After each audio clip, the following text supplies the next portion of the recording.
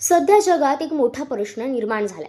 मध्य पूर्वेत सुरू असलेल्या तणावाचा आणि युद्धसदृश परिस्थितीचा पुढचा परिणाम काय होणार, आणि त्याहून महत्त्वाचा प्रश्न म्हणजे या सगळ्याचा भारतावर काय परिणाम होऊ शकतो.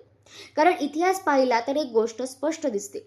मध्य पूर्वेत जेव्हा जेव्हा तणाव वाढतो तेव्हा त्याचे परिणाम केवळ त्या भागापुरते मर्यादित राहत नाही. त्याचा परिणाम जगभरातील अर्थव्यवस्थांवर होतो आणि भारतातही त्याला अपवाद नाही. सध्या सुरू असलेल्या या परिस्थितीमुळे भारतावर काही परिणाम दिसू लागलेत, आणि जर हा संघर्ष पुढेही असा सुरू राहिला तर त्याचे परिणाम आणखी मोठे होऊ शकतात.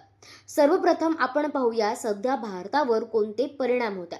भारत हा जगातील सर्वात मोठा ऊर्जा वापरणारा देशांपैकी एक आहे.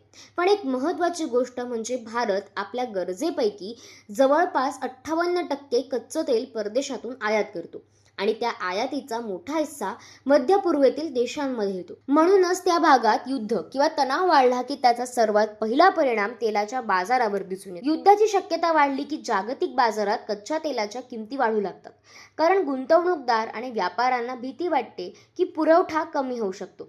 जर तेलाच्या किमती वाढल्या तर भारतासाठी आयात करणं महाग होतं. यामुळे देशाचा आयात खर्च वाढतो आणि त्याचा परिणाम थेट आपल्या दैनंदिन जीवनावर होऊ शकतो. कारण तेल महाग झालं की त्याचा परिणाम पेट्रोल आणि डिझेलच्या किमतीवर होतो. पेट्रोल आणि डिझेल महाग झालं की वाहतूक खर्च वाढतो. वाहतूक खर्च वाढला की अन्नधान्य, भाजीपाला आणि दैनंदिन वापराच्या वस्तू महाग होऊ लागतात. म्हणजेच युद्धाचा अप्रत्यक्ष परिणाम सामान्य नागरिकांना महागाईच्या स्वरूपात जाणवू शकतो. याशिवाय आणखी एक महत्त्वाचा परिणाम म्हणजे भारतीय रुपयावर पडणारा दबाव. भारत जेव्हा तेल आयात करतो तेव्हा त्यासाठी डॉलरमध्ये पैसे द्यावे लागतात.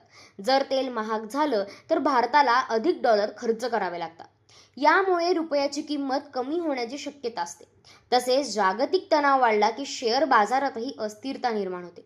गुंतवणूकदार अशा वेळी जोखीम टाळण्याचा प्रयत्न करतात. त्यामुळे शेअर बाजारात चढ उतार वाढू शकतात. आता प्रश्न असा आहे, जर हे युद्ध किंवा तणाव पुढेही असेच सुरू राहिले तर काय होऊ शकतं. जर हा संघर्ष वाढला आणि तेलाचा पुरवठा अडथळ्यात आला तर जगभरात ऊर्जा संकट निर्माण होण्याची शक्यता आहे. अशा परिस्थितीत तेलाच्या किमती मोठ्या प्रमाणात वाढू शकतात आणि त्याचा थेट परिणाम भारतात पेट्रोल, डिझेल आणि घरगुती गॅसच्या किमतीवर होऊ शकतो. त्यामुळे महागाई आणखी वाढू शकते. तसेच ऊर्जा महाग झाली की उद्योग आणि व्यवसायाचा खर्चही वाढतो. याचा परिणाम देशाच्या आर्थिक वाढीवर म्हणजे GDPवर होऊ शकतो. याशिवाय आणखी एक महत्त्वाचा मुद्दा म्हणजे मध्य पूर्वेत काम करणारे भारतीय. लाखो भारतीय या देशांमध्ये काम करतात आणि दरवर्षी भारतात मोठ्या प्रमाणात पैसा पाठवतात. जर युद्ध वाढलं तर त्या देशातील परिस्थिती अस्थिर होऊ शकते आणि त्याचा परिणाम भारतातील कामगारांवरही होऊ शकतो. एकूणच पाहिलं तर मध्य पूर्वेत सुरू असलेला संघर्ष हा केवळ एका प्रदेशापुरता मर्यादित नाही. त्याचे परिणाम जगभरात जाणवू शकतात.